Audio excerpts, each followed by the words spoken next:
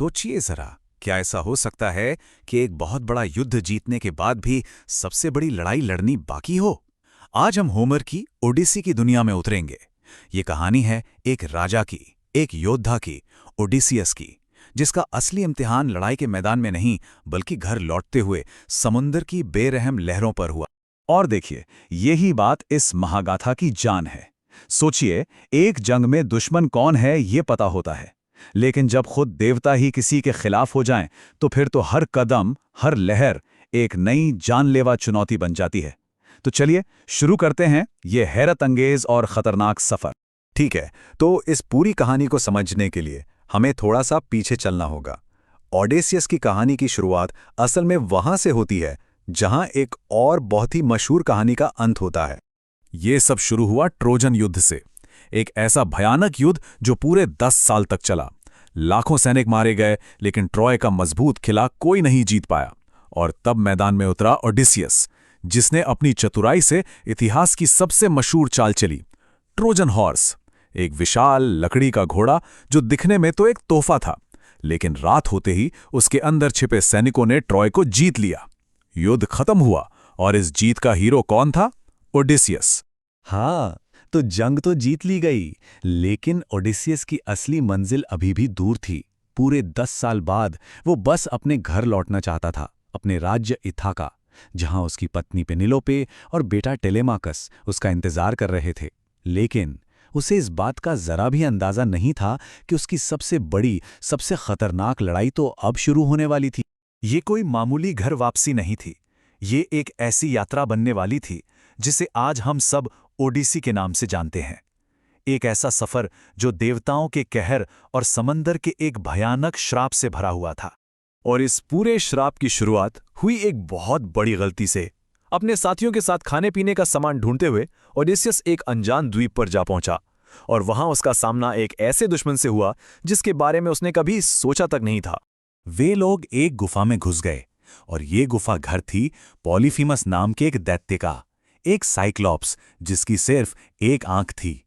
उसने गुफा का मुंह एक भारी भरकम पत्थर से बंद कर दिया, और एक एक करके वो ओडिसियस के आदमियों को खाने लगा।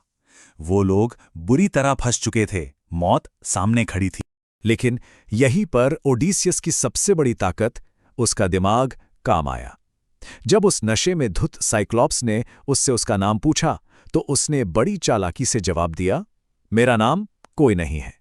उसने पहले तो उस दैत्य को खूब शराब पिलाई। जब वो गहरी नींद में सो गया, तब ओडिसियस और उसके साथियों ने एक जलते हुए भाले से उसकी इकलौती आंख फोड़ दी। पॉलीफीमस दर्द से चीखने लगा। बाहर जो दूसरे साइक्लॉप्स थे, उन्होंने पूछा, तुम्हें कौन मार रहा है? और पॉलीफीमस चिल्लाया, कोई नहीं मुझे मार रहा है। ये सुनकर वो सब वापस चले गए।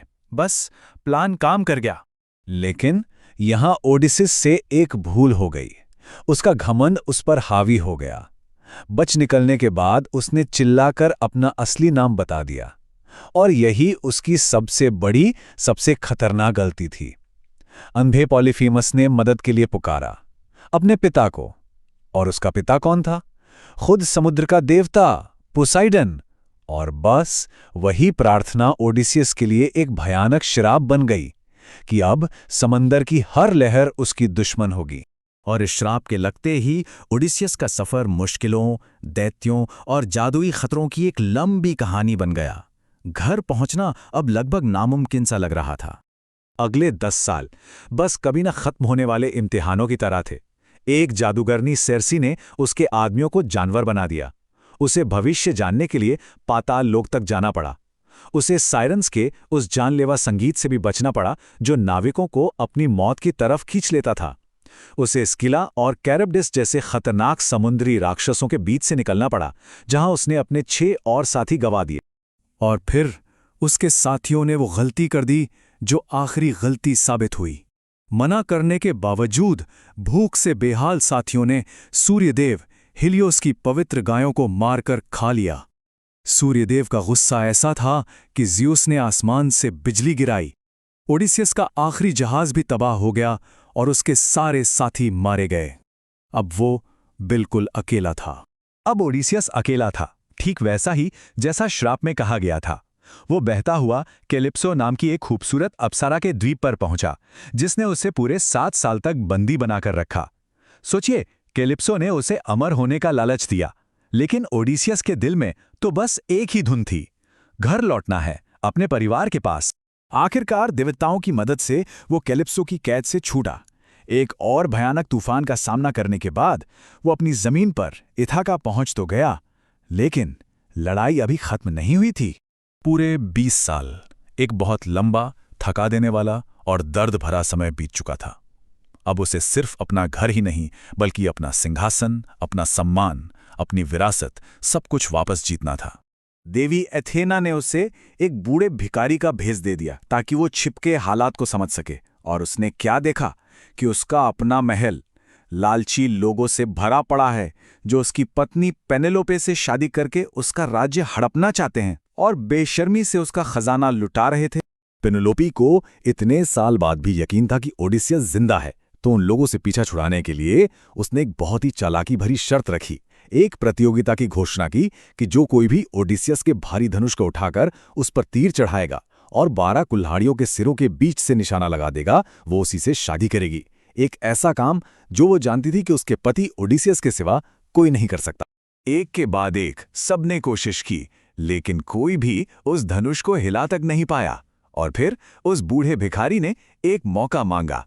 सब उसका मजाक उड़ा रहे थे, लेकिन उसने धनुष उठाया और चुटकियों में उसे चढ़ाकर वो नामुमकिन निशाना साध दिया। और बस उसी पल उसने अपनी असली पहचान जाहिर कर।